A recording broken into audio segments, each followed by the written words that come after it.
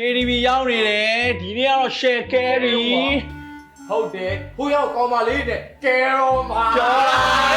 ဟောအဲ့ပြီးသွားရင်သူလည်းပြောတယ် after ဆိုရင်ဟောဆက်သွားမှာ ပြောဆက်ပြော after ဆိုပါလဲဆက်ပြော after ဆိုငါလည်းမသိဘူးငါချင်တာကိုဘီယာလိုက်ဖြစ်တယ်ဘယ်တော့မှမေးကြည့်လိုက် okay မင်းအကြီးပြေးတော့သွားမယ် KTV ကန်နဲ့ရောက်ပါပြီဒါပေမဲ့ကဲလို့မရသေးပါဘူးဒီပါပါဒိတ်တန်ပြတ်မှာသလိုဒိတ်တန်လုံနေပါတယ်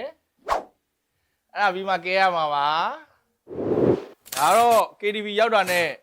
မိုင်မပေးခြင်းတဲ့အတွက်လက်ကိုမိုက်နဲ့ဝရိန်စော်နေတာဖြစ်ပါတယ်ကိုမိုက်ခဲဒါတော့သူ့ကောင်မလေးကဘီယာကိုလက်နဲ့ထိဖို့တော့မစင်စားနဲ့ဆိုလို့သူများကိုတိုက်ခိုင်းနေတာဖြစ်ပါတယ်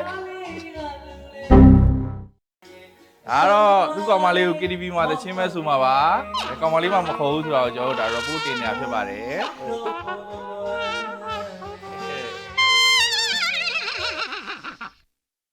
ခုဆိုရင် KTV မှာကောင်မလေးနဲ့ high တော့မှာဖြစ်ပါတယ် hi ဟောနေမင်းတို့ hi လေ hi လေ hi အေး hi ချိုးလိုက်ဟိုရှင်းတော့မဟုတ်တော့ KTV မှာကောင်မလေးနဲ့ high လို့ပါတယ်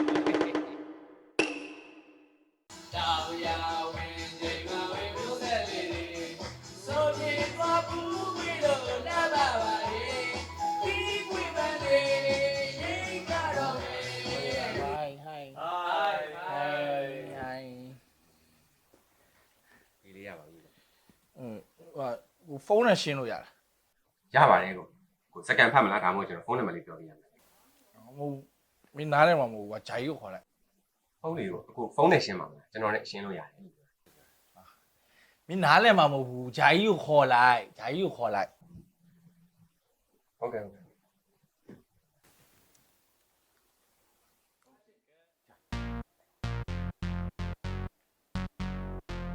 ဘာများပြဿနာရှိလို့လဲမသိဘူးခင်ဗျာ ဟောပါဂျာကြီးမဟိုကြော့ဖုန်းပါလေ AI eraser ဆိုတာပါတယ်ဘာလဲဆိုတော့ကျွန်တော်ဓာတ်ပုံရိုက်ပြီးရတယ်ကျွန်တော်မလိုချင်တဲ့ပုံပဲဖြစ်ဖြစ်ကျွန်တော်ရာဝတ္ထုပဲဖြစ်ဖြစ်AI eraser နဲ့ထောက်ပလိုက်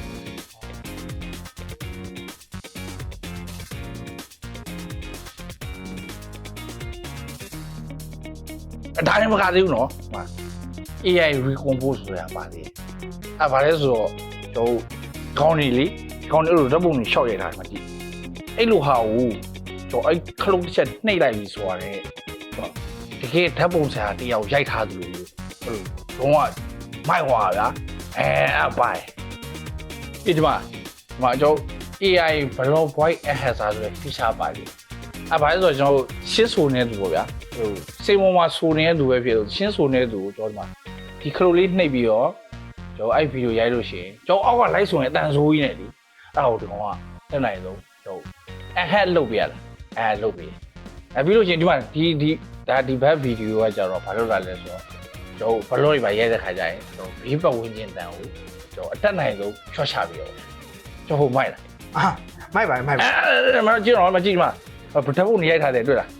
အဲ့ဓာတ်ပုံတွေဆိုရင်တော့အမောင်ထဲမှာရိုက်ထားလို့မထင်အောင်မိုက်တယ်ပါမိုက်တယ်မိုက်မှာ